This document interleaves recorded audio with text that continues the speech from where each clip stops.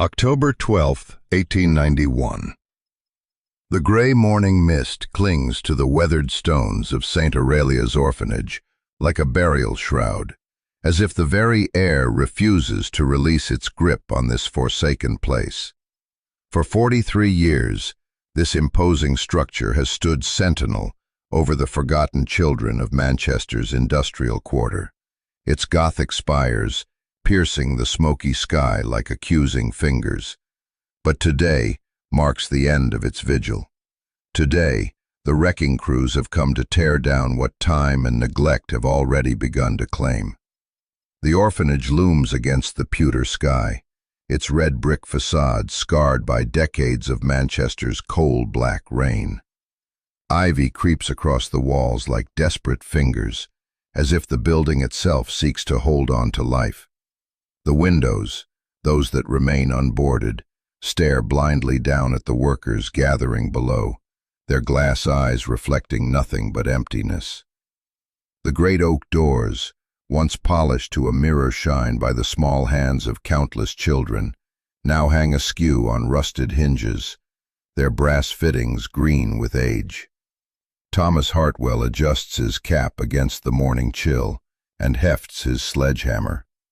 At 52, he has demolished dozens of buildings across Manchester's sprawling industrial landscape, from crumbling factories to condemned tenements.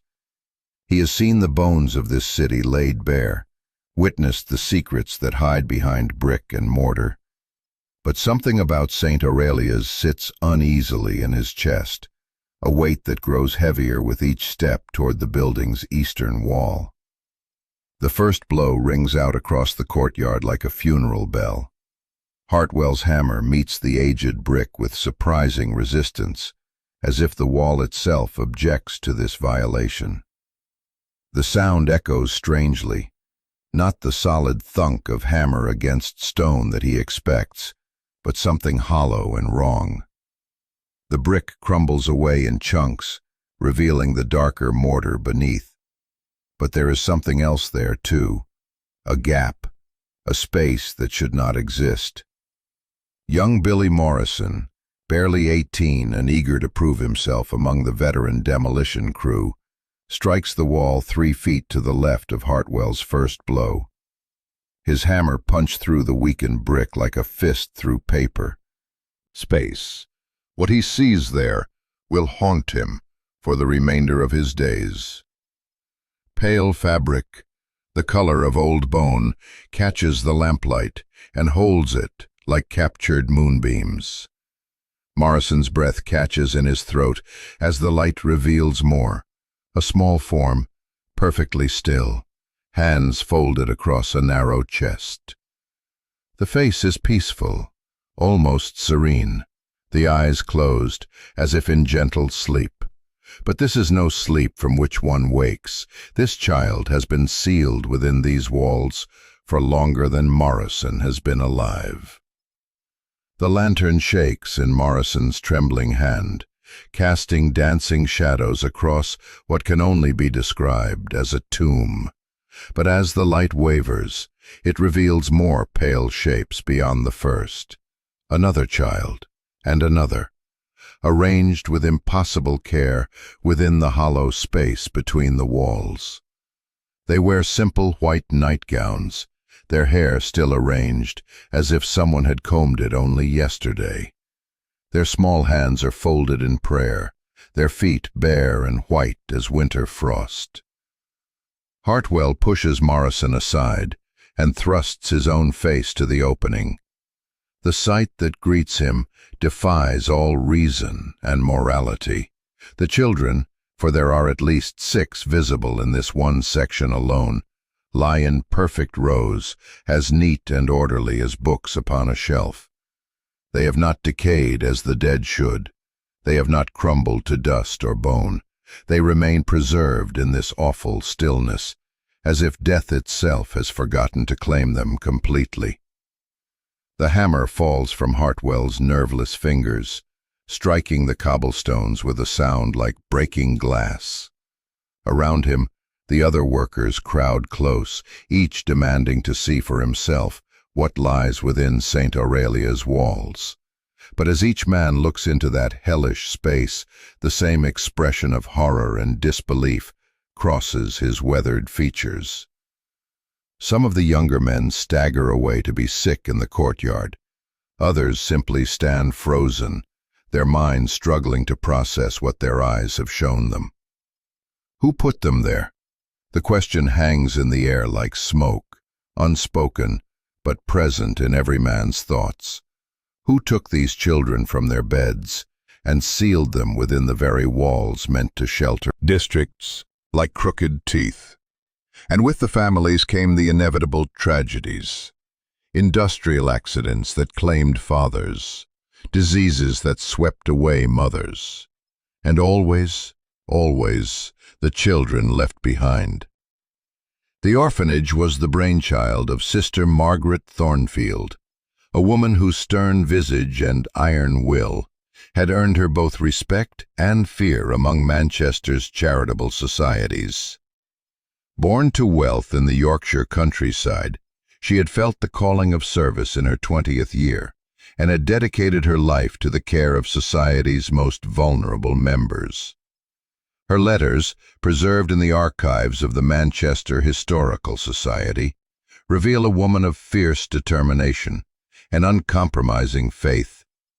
In one letter to the Bishop of Manchester, dated March 15, 1846, Sister Margaret writes, "The streets swarm with children as wild as beasts, their souls as black with sin as the soot that coats every surface of this damned city. They steal and fight and sell their bodies for bread, and daily they drift further from God's grace. But I shall gather them up, these lost lambs, and I shall wash them clean. I shall teach them discipline and prayer and proper fear of the Lord, even if I must break their stubborn wills to do it." Victorian society viewed orphaned children with a mixture of pity and suspicion. They were seen as both innocent victims of circumstance and potential sources of moral contamination. The prevailing belief held that poverty and orphanhood were divine punishments for the sins of parents, and that these children carried within them the seeds of corruption that had claimed their families. It was this twisted logic that justified the harsh conditions in most charitable institutions of the era. Better to break a child's spirit completely than to allow wickedness to flourish. St. Aurelia's quickly gained a reputation for accepting children that other institutions would not. The blind, the lame, the simple-minded, the rebellious, all found their way to Sister Margaret's door. She turned none away, regardless of their condition or history. To the casual observer, this might have seemed like Christian mercy, but those who worked within the orphanage's walls knew better. Sister Margaret did not save these children. Conditions that made St. Aurelia's a place of dread among Manchester's street children. Stories circulated in whispered conversations around the factory districts. Tales of children who entered the orphanage and were never seen again. Oh, the official records showed that many were adopted or apprenticed to trademasters. But these explanations satisfied only those who chose not to look too closely. The children of the streets possessed a survival instinct honed by years of struggle, and they sensed something fundamentally wrong about the orphanage on Grimshaw Street. The 1870s brought particular hardship to Manchester's working classes. A series of cholera outbreaks swept through the overcrowded tenements, claiming thousands of lives and leaving even more children without families. The factories began laying off workers as international competition undercut Manchester's textile dominance, and desperate families sometimes made desperate choices. It was during this period that St. Aurelia's saw its greatest influx of children, and also when the most disturbing rumors began to surface. Mrs. Eleanor Whitmore, who ran a boarding house 3 streets from the orphanage, kept a detailed diary of her daily observations. Her entries from 1874 paint a picture of an institution that had begun to consume the children it was meant to protect. October 20th, she writes. Another wagon arrived at St. Aurelia's before dawn, heavy laden and covered with canvas. I counted the small shapes beneath the cloth as it passed beneath my window. At least 8, perhaps more. But I have been watching that dreadful place for months now, and I have seen precious few children leave. Where do they all go? The broader tensions of Victorian society created the perfect environment for such horrors to flourish in shadow and silence. The poor distrusted institutions, but had nowhere else to turn. The wealthy viewed charity work as a necessary evil, funding orphanages and workhouses, but taking care never to look too closely at their operations. And the children themselves, already invisible to polite society, could vanish without anyone of importance taking notice. Sister Margot for most of his adult life. But he has never run from a job until this gray October morning in 1891. The sight within St. Aurelia's eastern wall has shaken him to his core, driving him from the building like a man possessed. He stumbles into the Red Lion Tavern on Cheapside Street, his face white as chalk, and his hands trembling so violently he cannot lift his pint to his lips. The other patrons stare at this man they know as steady and reliable, watching him struggle to form words around the horror lodged in his throat. "Children," he finally manages to whisper, his voice barely audible above the tavern's morning bustle. Sealed in the walls, dozens of them, maybe more, just lying there in their nightclothes, neat as you please, like someone tucked them in for eternal sleep. Billy Morrison arrives an hour later, his young face aged by what he has witnessed. Unlike Hartwell, he cannot stop talking, the words pouring from him in an unstoppable torrent of disbelief and dread. "They're not rotted," he tells anyone who will listen. "That's what you don't understand. They should be bones by now, just bones and rags, but they're perfect, like dolls made of wax. Their skin is white as paper, their hair still soft and clean. And their eyes," Morrison's voice breaks. "Some of their eyes are still open, staring at nothing, like they're waiting for someone to come back for them." The news spreads through Manchester's working districts with the speed of wildfire. By evening, crowds have gathered outside St. Aurelia's, drawn by morbid curiosity and mounting anger. Mothers clutch their own children closer, while fathers mutter darkly about what kind of monsters could seal living children within walls like wine in a cellar. Inspector Edmund Harwick of the Manchester Police Force arrives at the scene as darkness falls, accompanied by Dr. Samuel Pemberton, the city's chief coroner. Both men have seen their share of death in its many forms, but nothing has prepared them for what awaits within St. Aurelia's walls.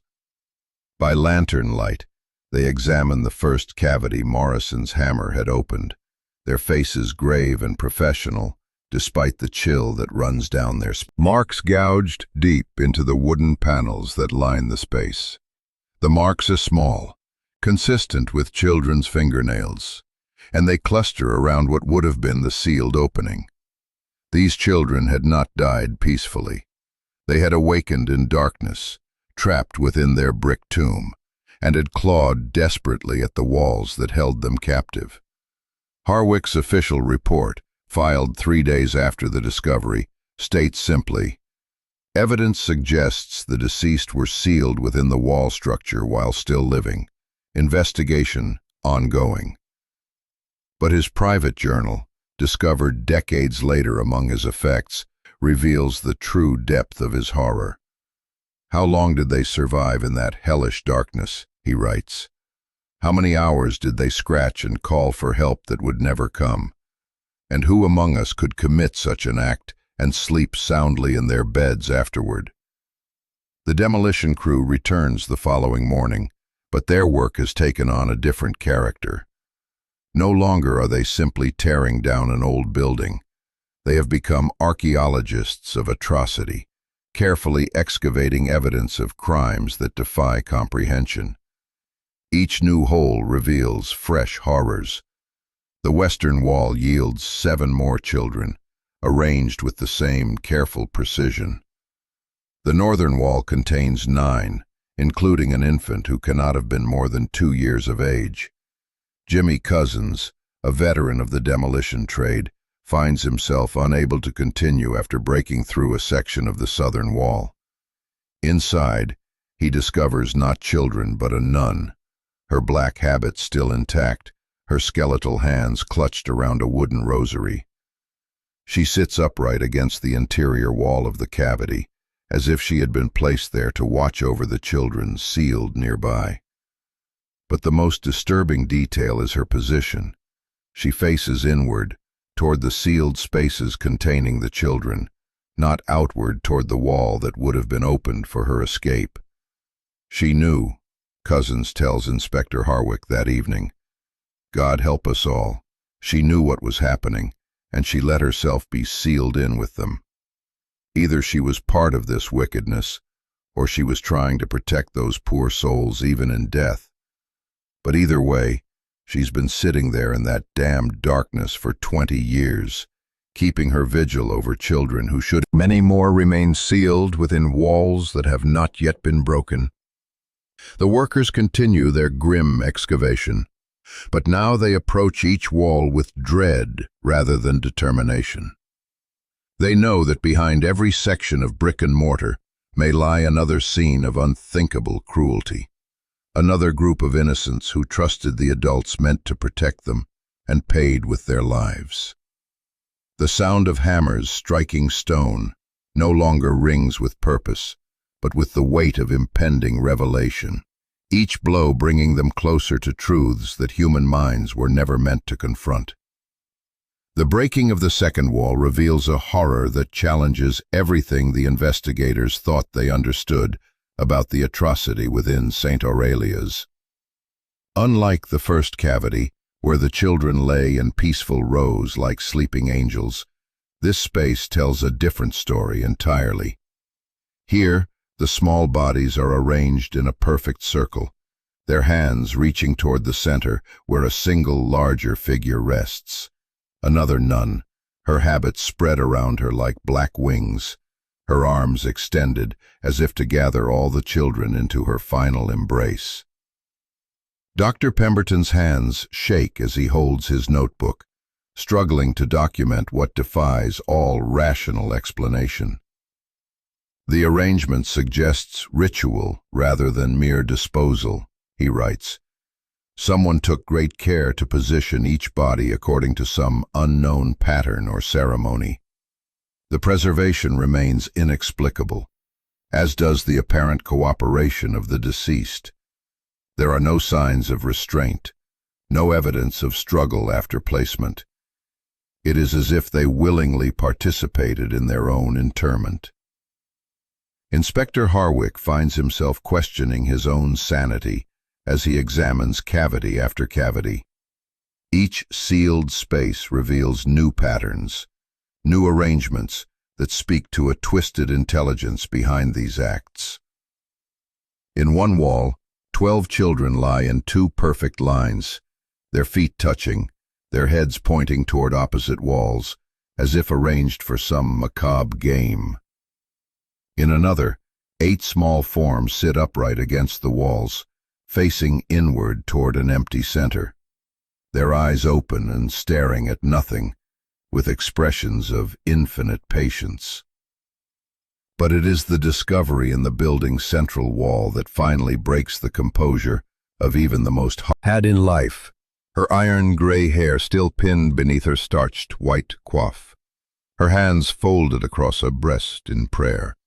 But her eyes remain open, fixed on the children cowering at her feet, with an expression of such cold satisfaction that grown men step back from the cavity in instinctive revulsion. Young Billy Morrison, who had discovered the first sealed chamber, finds himself unable to look away from Sister Margaret's preserved features. "She's smiling," he whispers to Dr. Pemberton. "Look at her mouth. She's smiling, like she's pleased with what she's done, like she's proud of it." Indeed, the sister's lips are turned upward in the faintest suggestion of satisfaction, as if she had accomplished some great work before allowing herself to be sealed within the walls with her victims. Around her neck hangs an ornate silver cross, its surface blackened with age, but still bearing an inscription that chills the blood of every man who reads it. "Suffer the little children to come unto me." The local press, already fevered with speculation about the orphanage's secrets, explodes into unprecedented sensationalism with the discovery of Sister Margaret's preserved remains. "The demon nun of St. Aurelia's," blazes the Manchester Evening News. "The woman who fed children to the walls," screams the Daily Herald. But for all their lurid headlines, none of the papers can explain the fundamental impossibility of what has been found. How had Sister Margaret sealed herself within the wall along with her victims? The masonry shows no signs of hasty construction or emergency repair. Someone had taken the time to brick up each cavity with professional skill, mortaring each joint with care and precision. The walls had been sealed from the outside by hands other than those of the victims trapped within. It is Dr. Pemberton who first voices the theory that will haunt Manchester for generations to come. In his confidential report to the Bishop of Manchester, he writes, "The evidence suggests a conspiracy of silence and complicity that extends far beyond a single disturbed individual. The careful construction of these tomb walls required multiple participants. Served as St. Aurelia's chaplain during the crucial period, has vanished entirely. His replacement, Father Thomas McKenna, claims no knowledge of his predecessor's whereabouts and insists that all religious records from the earlier period were destroyed in a fire of unknown origin sometime in 1885. When pressed by Inspector Harwick about the suspicious timing of this fire, Father McKenna merely shrugs and mutters about the mysterious ways of divine providence. But the most disturbing testimony comes from Mrs. Catherine Pierce, who served as a volunteer teacher at the orphanage during 1876. Under intense questioning, she finally admits to witnessing something that had haunted her dreams for 15 years. "I saw them carrying the children down to the basement," she whispers, her voice barely audible in the police station interview room. "It was near midnight, and I had stayed late to finish preparing lessons for the next day." Sister Margaret led the procession, carrying a lamp, while two men I had never seen before carried the children. They were unconscious, or perhaps... Her voice trails off, unable to complete the thought. "Perhaps what, Mrs. Pierce?" Inspector Harwick presses gently. "Perhaps already dead," she finishes in a broken whisper. Their arms hung so limply, their heads lolled back like flowers on broken stems. And Sister Margaret, she was humming something under her breath, a hymn, I think, like she was conducting some holy ceremony rather than... Again, her words fail her. The basement of St. Aurelia's, when finally excavated, yields no bodies, but reveals evidence of regular use during the crucial period. The floors show wear patterns consistent with heavy foot traffic, and the walls bear the marks of tools that might have been used to break through into the building's main structure. Most tellingly, Workers discover a cache of masonry tools hidden beneath a loose floorstone, along with detailed architectural drawings showing the interior layout of the building's walls, with certain sections marked in red ink. As October fades into November, the full scope of the horror becomes clear.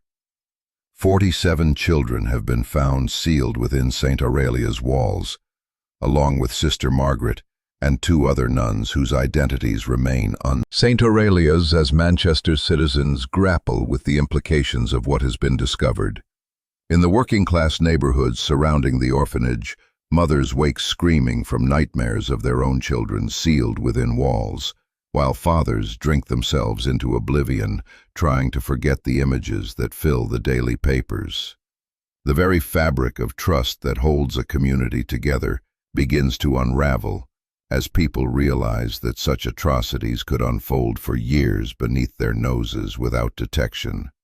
Mrs. Eleanor Whitmore, whose boarding house sits within view of St. Aurelia's demolished walls, finds herself besieged by reporters, demanding to know what she observed during the orphanage's years of operation. Her earlier diary entries, with their careful documentation of suspicious activity, have made her a reluctant expert on the institution's darkest period. But now, faced with the full scope of the horror, she wishes she had never kept such meticulous records. "I thought something was wrong," she tells a correspondent from the Times of London, her voice hollow with regret. The sounds that came from that place on certain nights, not the ordinary crying you might expect from homesick children, but something else entirely. Screaming that would start suddenly and then cut off just as suddenly, as if someone had clamped a hand over the screamer's mouth. And the singing, always that cursed singing, drifting across the courtyard like voices from a tomb. The city's religious community finds itself divided by the revelations. Some clergymen denounce Sister Margaret as a monster who perverted the holy calling of charity into something unspeakably evil. But others, perhaps more disturbing in their implications, suggest that her actions might have served some greater purpose beyond mortal understanding. Father Malcolm Briggs of St. Stephen's Church creates a scandal by preaching that the ways of the Lord are mysterious, and perhaps these children were spared greater sufferings in this world by their early translation to the next. Such sentiments horrify the secular authorities, but find disturbing support among certain religious circles. Letters to the Manchester Guardian speak of divine judgment upon the orphans' sinful parents, of cleansing rituals that purified corrupted souls, of Sister Margaret as an instrument of heavenly will, same period that St. Aurelia's was sealing victims within its walls. Dr. Jonathan Ashford, medical examiner for the city of Liverpool, responds to Inspector Harwick's inquiries with information that chills the blood. "We have had occasion to investigate unusual deaths at the St. Catherine's Home for Foundlings," he writes. "Several children disappeared from their dormitories during the night, only to be found days later in sealed chambers within the building's walls. The circumstances bear striking similarities to your Manchester discoveries, though our local authorities chose to treat them as isolated incidents, rather than evidence of systematic murder." Similar reports filter in from other cities, painting a picture of a network of corrupted charitable institutions where vulnerable children disappeared into walls and foundations with terrifying regularity. The scope of the conspiracy begins to emerge. Not a single mad woman's isolated crimes, but a coordinated campaign of ritual murder that spanned years and crossed municipal boundaries. The legal system struggles to respond to crimes of such unprecedented scope and horror. Since the primary perpetrator is dead, traditional prosecution becomes impossible. But public pressure demands some form of official response, some acknowledgement that justice must be attempted, even when conventional remedies prove inadequate. The Crown appoints a special commission to investigate not only St. Aurelia's specifically, but the entire network of institutions that may have participated in similar atrocities. Meanwhile, the families of St. Aurelia's victims struggle with grief, complicated by the bizarre circumstances of their children's deaths. Mary Hendricks, whose daughter Emma was among the first bodies discovered, finds no comfort in traditional mourning rituals. "How do you bury a child who has been dead for 20 years?" she asks the local parish priest. "How do you grieve for someone who died in circumstances so evil that your mind cannot accept them as real?" The priest, Father William Donovan, has no answer for such questions. His own faith has been shaken by the revelations, by the discovery that those who claim to serve God could commit acts that surpass the imagination of the devil himself. In his private journals, later discovered among his effects, he writes, "I find myself questioning every follow them for the remainder of their lives, and they know that their hammers may yet reveal atrocities that dwarf even what they have already uncovered." Thomas Hartwell, whose first blow had started this cascade of revelations, finds himself unable to continue the work. He submits his resignation to the demolition company and retreats to his cottage on the outskirts of Manchester, where he sits by his window staring at nothing, while his wife worries about his sanity. When pressed by concerned neighbors about his abrupt retirement, he can only shake his head and mutter, "Some things should stay buried. Some walls should never be broken." But the walls continue to fall, and with each collapse, Manchester's citizens confront the terrible possibility that the evil within St. Aurelia's was not an aberration, but a glimpse into depths of human depravity that most prefer not to acknowledge. The children sealed within those walls become symbols not just of innocence destroyed, but of society's capacity to ignore suffering when acknowledging it would prove too uncomfortable or inconvenient. November 15th, 1891. The final section of St. Aurelia's walls falls beneath the demolition crew's hammers, revealing a chamber that defies all previous understanding of the horrors concealed within the orphanage. This space, hidden deep within the building's central structure, contains not children, but artifacts that speak to the true purpose behind Sister Margaret's systematic murder of the innocents in her care.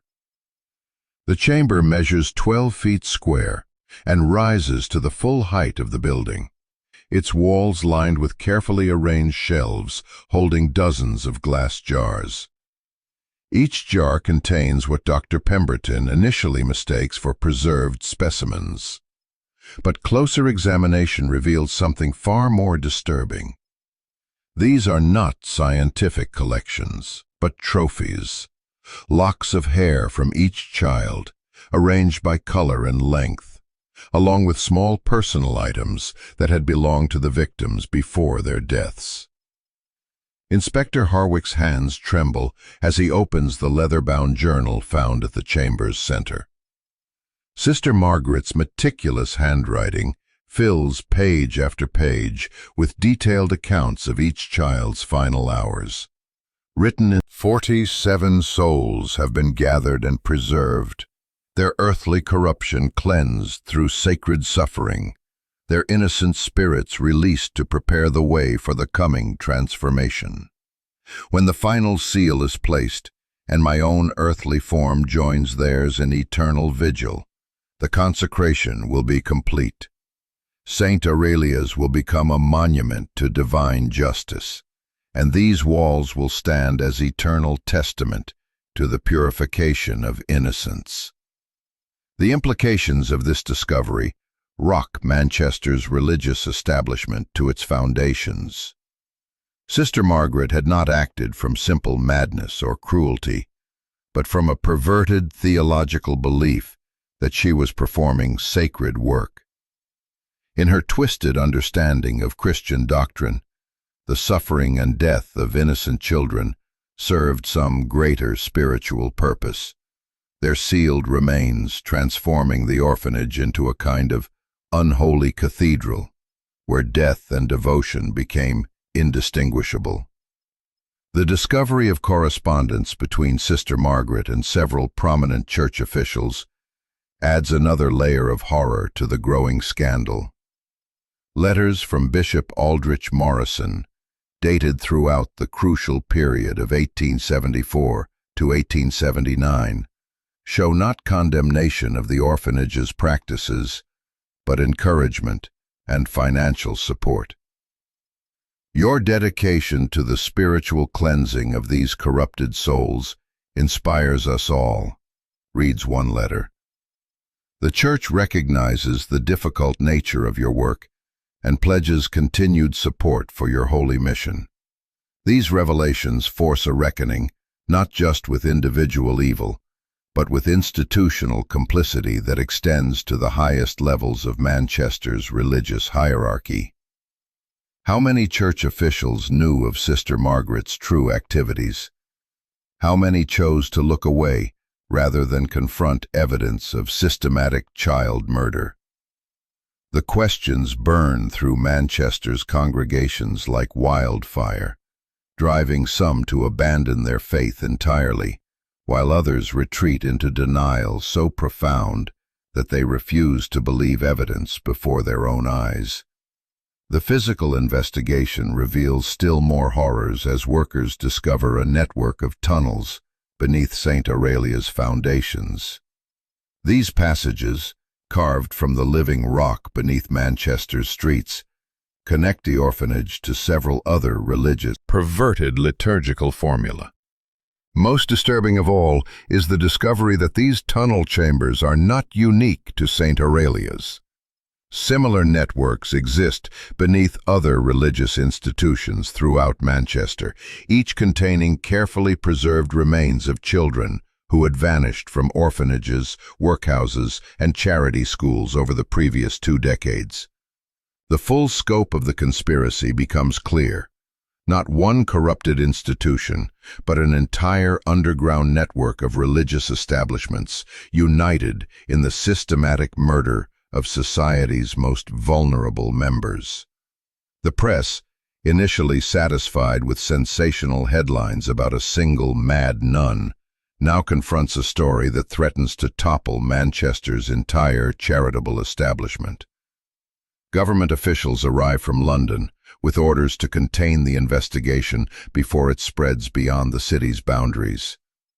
Documents begin disappearing from official archives, witnesses develop sudden lapses of memory, and reporters find their access to information increasingly restricted. But the most chilling discovery comes in the chamber's deepest recess, where workers find Sister Margaret's personal shrine. Here, arranged on a makeshift altar constructed from children's coffins, sits a collection of artifacts that reveal the true source of her inspiration. Ancient texts, written in Latin, describe rituals for the purification of innocence through sacred suffering. Illustrated manuscripts show diagrams for the precise arrangement of sacrificial victims to achieve maximum spiritual benefit. And at the center of it all, a letter bearing the seal of Rome itself, authorizing special measures for the spiritual cleansing of corrupted youth in service of the greater glory of God. The implications are staggering.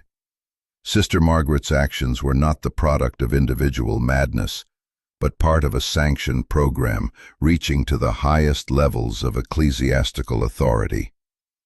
The children sealed within St. Aurelia's walls had been sacrificed not to satisfy one woman's twisted desires, but to serve a theological agenda that viewed their suffering as spiritually necessary and morally justified.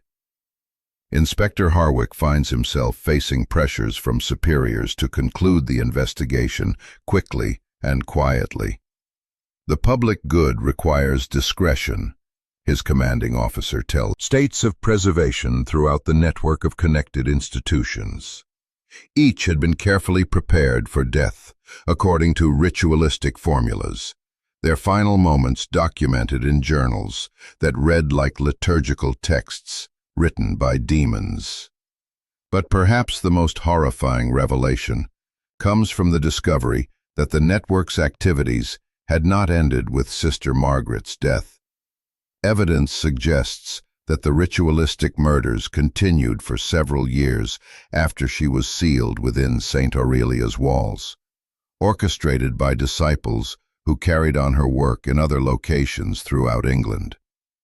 The investigation expands to encompass institutions in London, Birmingham, Liverpool, and Edinburgh, each revealing similar chambers filled with the preserved remains of sacrificed children. The scandal reaches international proportions as similar discoveries are reported from Catholic institutions in Ireland, France, and even Italy itself. What began as the investigation of one Manchester orphanage has uncovered evidence of a continent-wide conspiracy of religious murder that had operated in shadow for decades. The Vatican issues carefully worded statements denying any knowledge of unauthorized activities, while simultaneously ordering the destruction of archives that might contain incriminating evidence. Public reaction ranges from disbelief to fury to despair. Some refuse to accept that such systematic evil could have operated undetected for so long, dismissing the evidence as elaborate hoaxes or anti-Catholic propaganda. Others demand the immediate closure of all religious charitable institutions and the arrest of every church official who might have had knowledge of the conspiracy. But most simply struggle to process the magnitude of betrayal, the discovery that those entrusted with the care of society's most vulnerable had instead transformed that trust into license for systematic murder. The legal system proves wholly inadequate to address crimes of such scope and systematic nature. How does one prosecute institutions rather than individuals? How does one assign blame when the conspiracy reaches so high into religious and governmental hierarchies that prosecution might threaten the stability of society itself? In the end, the official response consists mainly of quietly transferring implicated officials to distant posts and sealing official statements declaring that his memories of the discovery had been confused and unreliable. Offers of substantial compensation accompany thinly veiled threats about what might happen to his family if he continues to speak publicly about what he witnessed. But Hotwell's conscience will not allow such betrayal of the dead children, whose faces continue to haunt his sleep. "They want me to say it was all exaggerated," he tells his wife Mary, as they pack their belongings for a hasty departure from Manchester. "They want me to claim the bodies were just normal remains, old graves disturbed by construction. Nothing more sinister than cholera victims, buried in unfortunate circumstances. But I know what I saw, and those children deserve better than to be erased a second time by official lies." The Hartwell family disappears from Manchester on a November night in 1891, their destination unknown. Some say they fled to America to escape the reach of those who demanded their silence.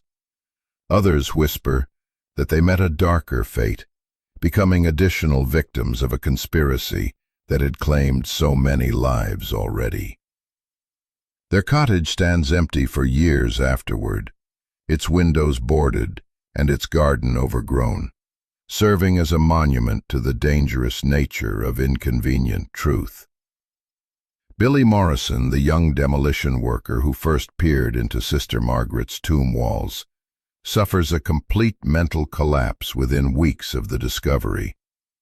His ravings about children's voices calling from sealed spaces earn him a place in Bethlehem Hospital, where he spends his remaining years in a padded cell, drawing pictures of small figures trapped within brick walls, and muttering prayers for forgiveness that never seems to come. But perhaps most disturbing is the treatment accorded to the families of St. Aurelia's victims. Rather than receiving sympathy and support in their grief, they find themselves subjects of suspicion and social ostracism. Neighbors whisper that they must have known something about their children's fate, that no parent could remain ignorant while their offspring were systematically murdered under the guise of charitable care.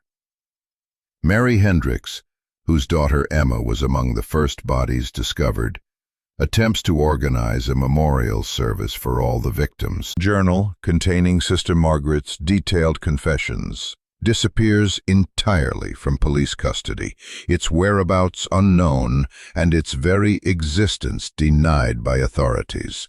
Dr. Pemberton's medical examinations, so crucial to understanding the true horror of what occurred within those walls, are reclassified as preliminary observations, later superseded by more thorough analysis that somehow reaches entirely different conclusions.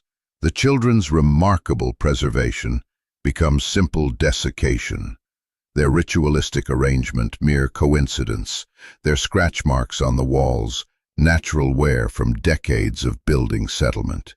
The network of tunnels connecting St. Aurelia's to other religious institutions is filled with concrete, and their entrances sealed, officially for public safety reasons, but actually to prevent further investigation into the scope of the conspiracy. Similar measures are taken at other locations throughout England, where evidence of ritualistic child murder had been discovered, creating a landscape of buried secrets that spans the entire nation. But despite official efforts to erase the memory of St. Aurelia's horrors, the truth proves impossible to suppress completely.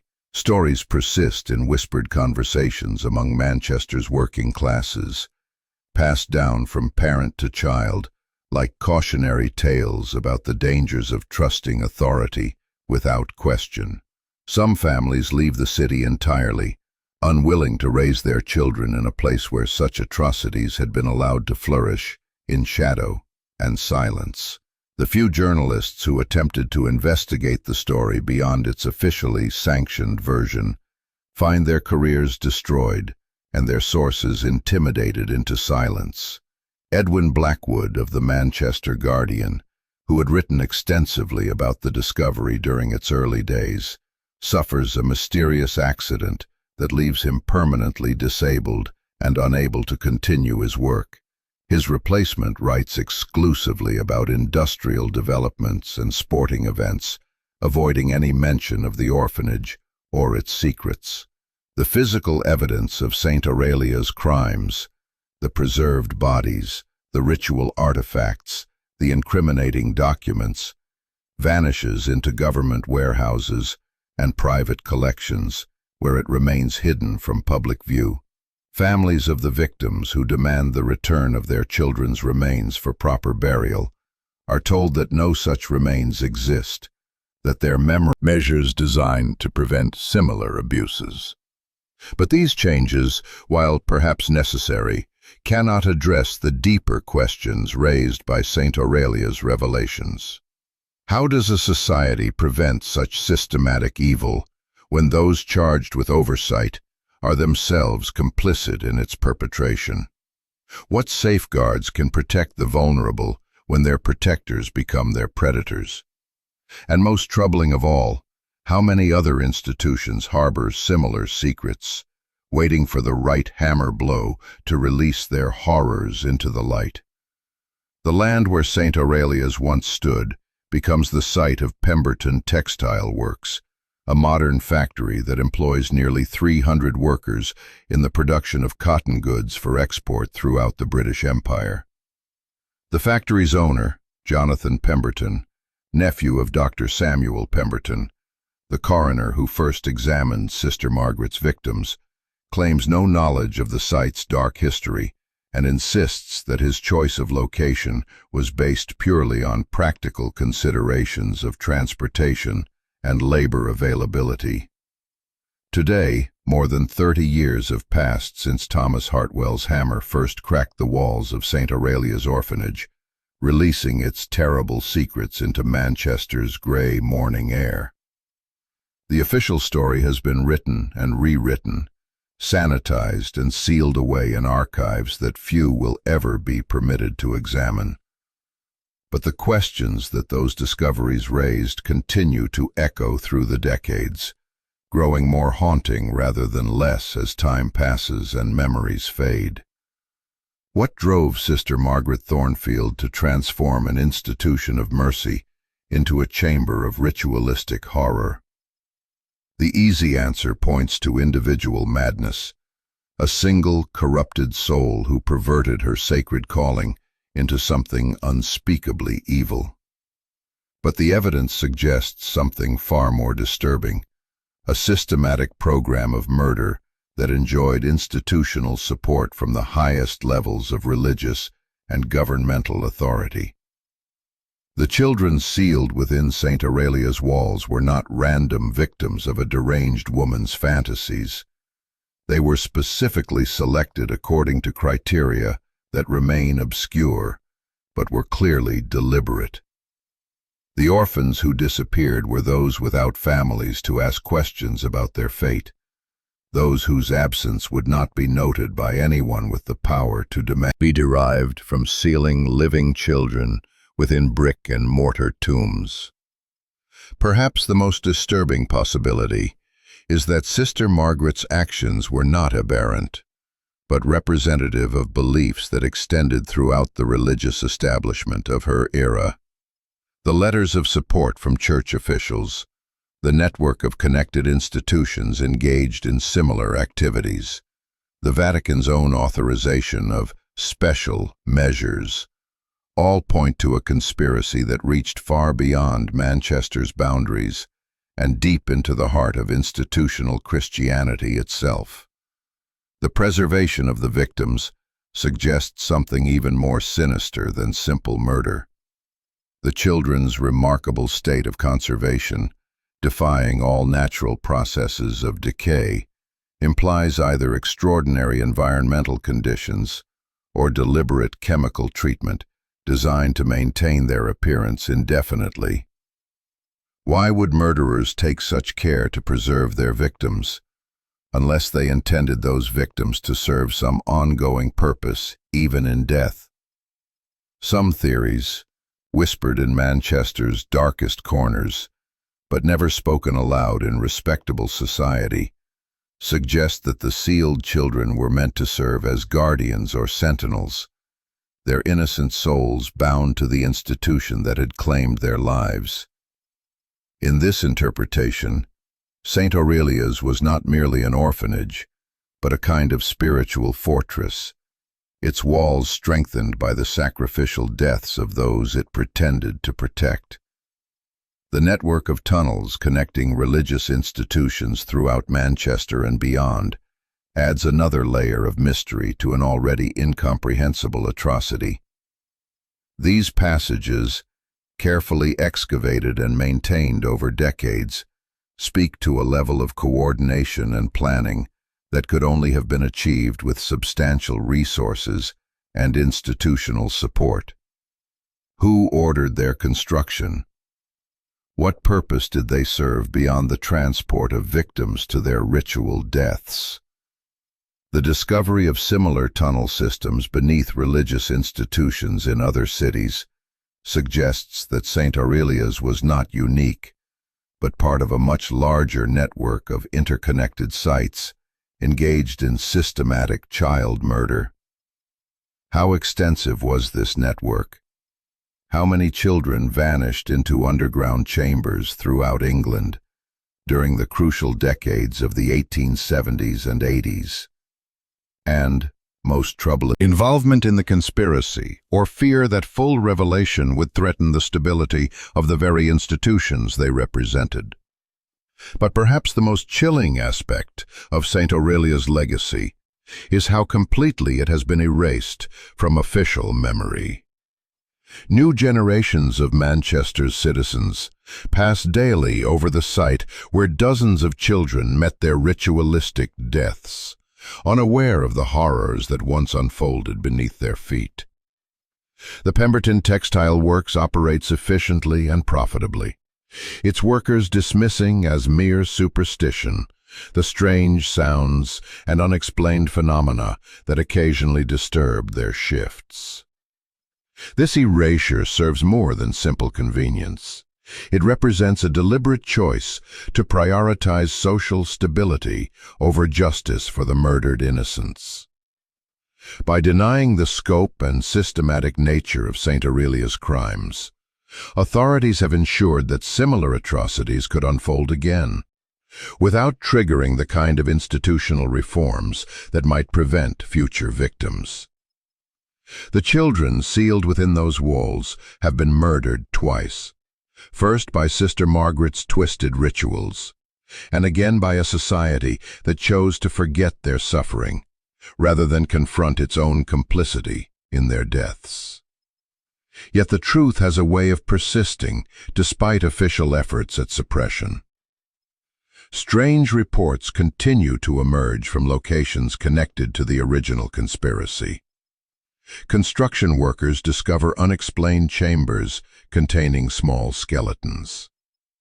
Renovation projects in old religious buildings uncover evidence of systematic child murder that mirrors the St. Aurelia's discoveries. And always, there are the witnesses who refuse to stay silent, who insist on remembering what others prefer to forget. The walls of St. Aurelia's have fallen, but the questions they raised remain standing like monuments to unresolved injustice. How many other buildings in Manchester and beyond still hide similar secrets within their foundations? How many children remain sealed within walls that have never been broken by demolition crews' hammers? And how many institutions continue to operate under facades of charitable service, while concealing depths of corruption that would shock even those who witnessed St. Aurelia's horrors?